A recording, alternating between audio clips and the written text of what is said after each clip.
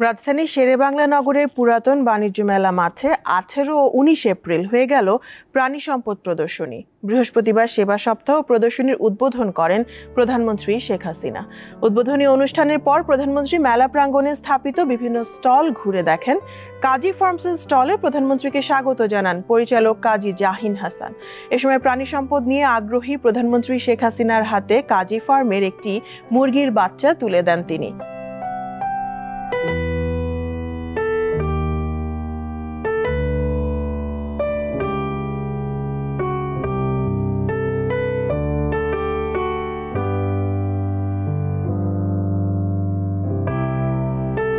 নিরাপদ ও স্বাস্থ্যসম্মত পণ্য হিসেবে ভোক্তার আস্থার স্থল কাজী ফার্মের পর কাজী কিচেনের স্টলেও যান প্রধানমন্ত্রী। সেখানেও কিছুক্ষণ অবস্থান করেন তিনি।